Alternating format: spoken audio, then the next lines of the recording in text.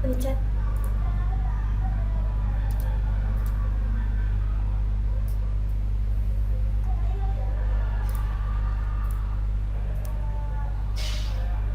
Ini pertemuan ke-6 ya, berarti 2 pertemuan lagi UTS.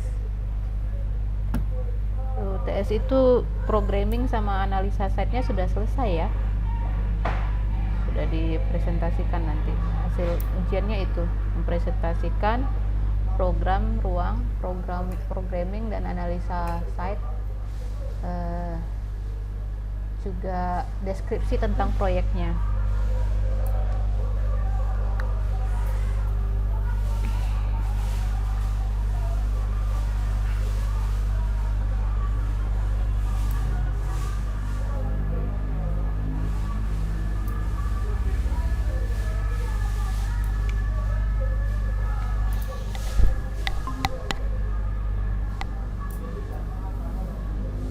Dimulai aja kali ya Bu. Kan bicara soal fakta-fakta dari analisa ini mungkin dapat tabel analisa kendaraan. Jadi di situ tuh tingkat lalu lintasnya Ya silakan ya suaranya. perjalanan adalah sebesar 9,1% dengan 0% pengendara sepeda dan 80% pengunjung menuju Carrefour itu ke Mall Medan Fair, selebihnya ke bangunan. Lalu Bu bisa dengar Mutia? Suaranya kecil sekali Mutia. Iya Bu, Mutia ulang aja kali ya Bu. Ini tabel analisa kendaraan, jadi itu untuk fakta-faktanya itu tingkah lalu lintas cukup padat di sekitar jalan Iskandar juga pertumbuhan rata-rata jalan itu sebesar sekitar 9,61% dengan 0% pengendara sepeda dan 60% pengunjung menuju ke Medan Fair, selebihnya ke bangunan komersial lainnya. Jadi permasalahan untuk kendaraan di wilayah tersebut itu angkutan umum dan becak itu pemicu kemacetan di sekitar jalan. Supir angkutan umum juga tidak disiplin dalam menurunkan dan menaikkan penumpang, serta kendaraan pribadi mengambil alih jalur pejalan kaki sebagai parkiran. Juga di kawasan tersebut tidak ada jalur bagi pesepeda dan tingkat pelayanan kendaraan juga kurang baik.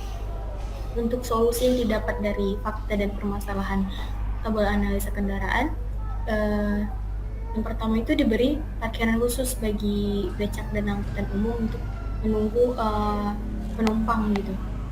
Juga halte difokuskan sebagai tempat pemberhentian untuk setiap kendaraan umum. Pemberian elevasi yang tepat pada pedestrian, pendisiplinan yang ketat bagi kendaraan umum dan pribadi, juga peletakan halte di setiap radius 500 meter, penambahan jalur sepeda dan parkiran khusus sepeda, penertiban pedagang kaki lima dengan mengatur ulang kawasan parkiran khusus kendaraan pribadi. Ini untuk tabel analisa polusi. Untuk polusi itu faktanya merupakan kawasan tersebut merupakan kawasan yang sering dikunjungi. Hampir sekitar 80% kendaraan adalah kendaraan umum. Juga 70% pengunjung menggunakan kendaraan pribadi. Kendaraan umum dan pribadi itu berada di jalur yang sama pada jalan besar Iskandar Muda dan Gatot Subroto. Ya, permasalahan dari fakta tersebut, kendaraan menjadi pemicu terbesar polusi udara, serta tidak ada pembatas antara jalur kendaraan atau jalur dengan jalan dengan pengguna pedestrian atau trotoar, kurang adanya filterisasi kawasan, serta sirkulasi bagi kendaraan terhalang sehingga membuat kemacetan.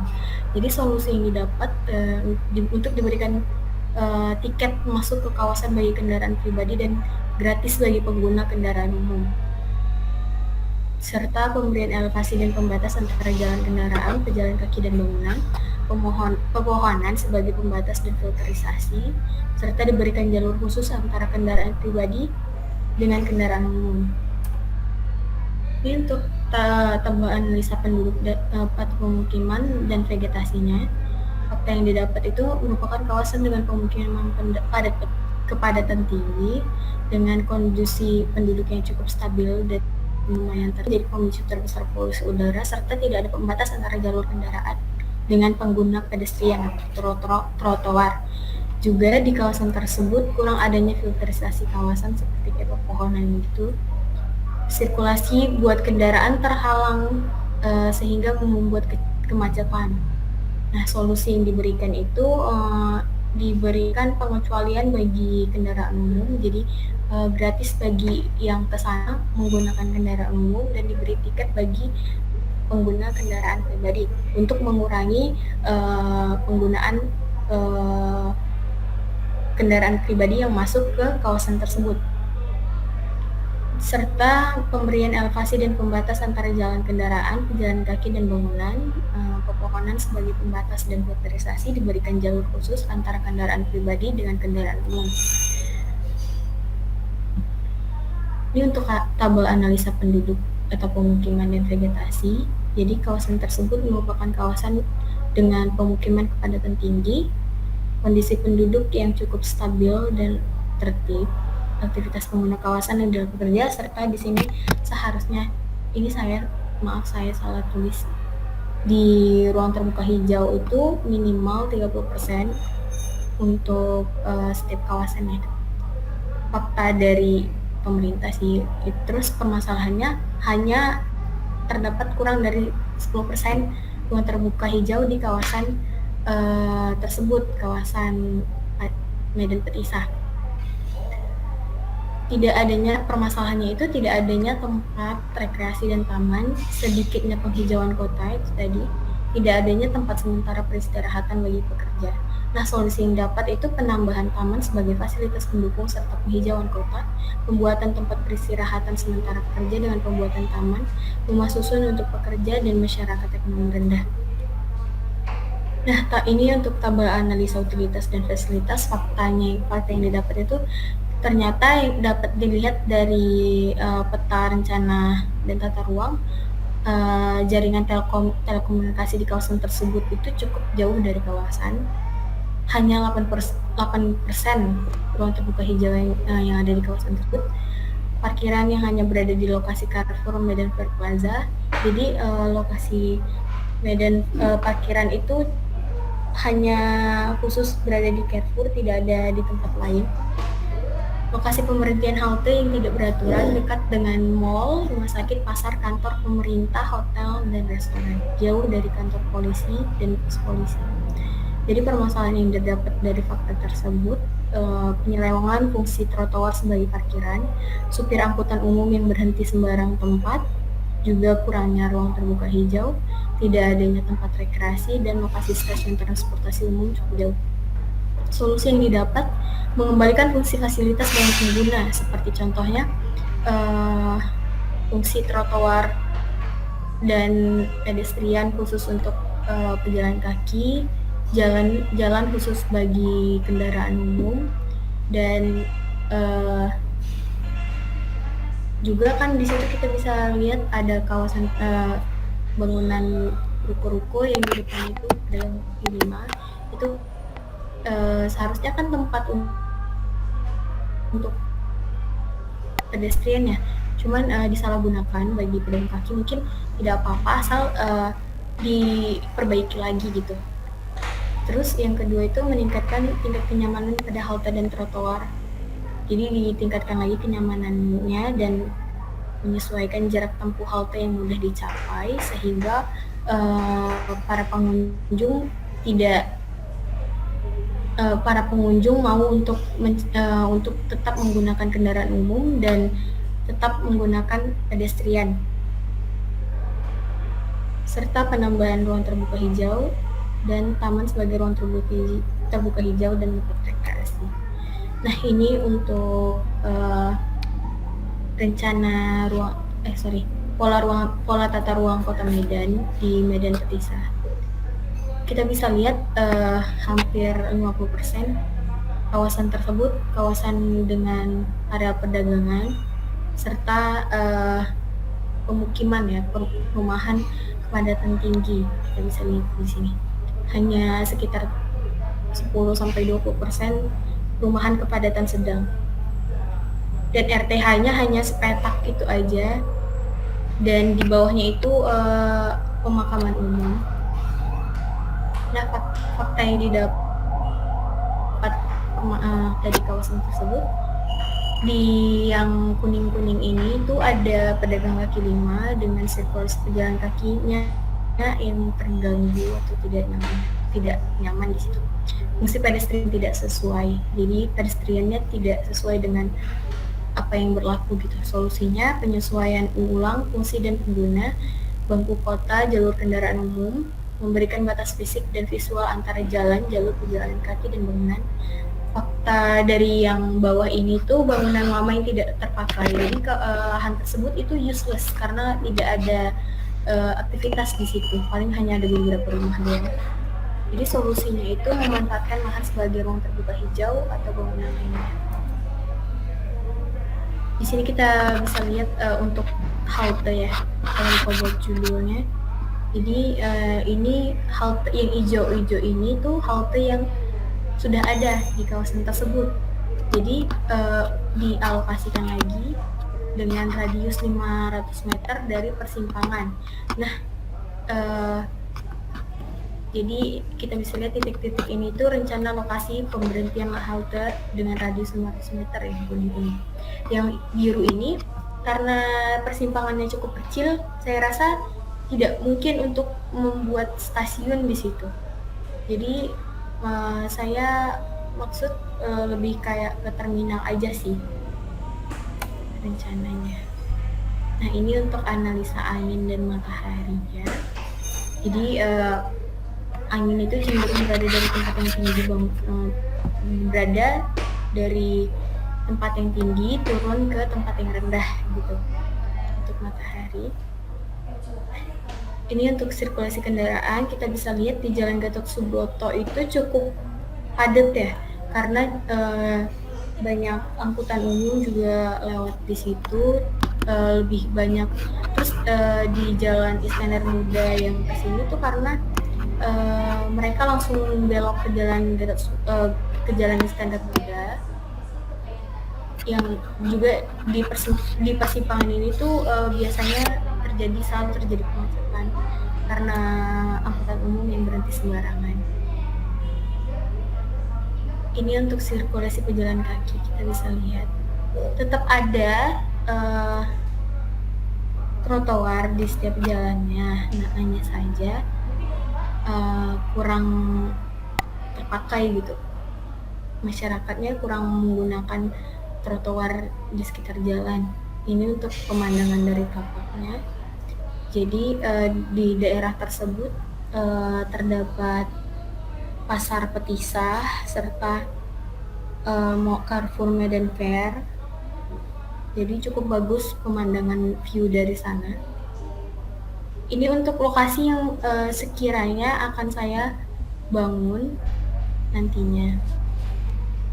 Mungkin itu aja sih, ini salah saya. Jadi rencananya dari analisa yang saya dapat, Bu.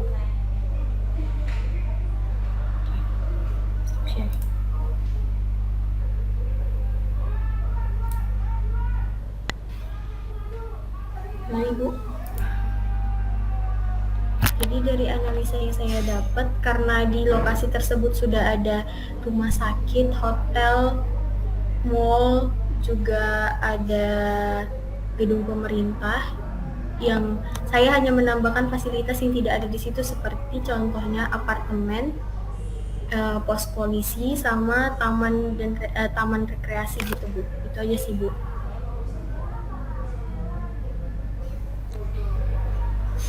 Kayaknya slide-nya nggak seluruhnya itu, Mutia. Udah semua itu? Iya, Bu, ini satu lagi sih, itu salah.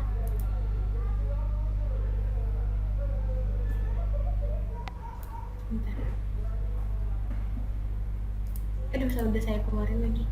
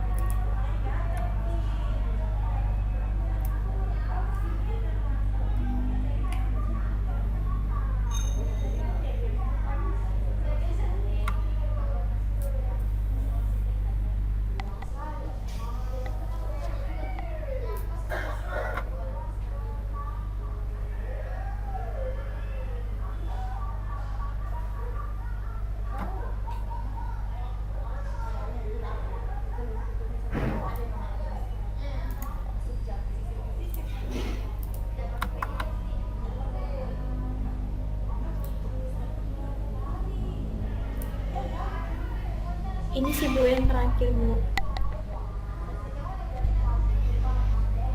Cuma nanti saya ngeliat presentasi dari Robi. Robi kan juga transit oriented development. Tapi punya kelas lain itu mereka hanya di lahan tersebut, satu titik lahan tersebut. Sementara Mutia kan kita satu kawasan kan Bu.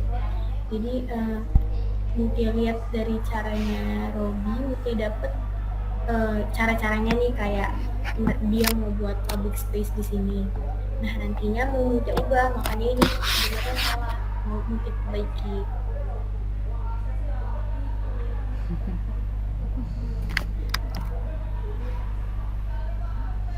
Ya, udah Mutia.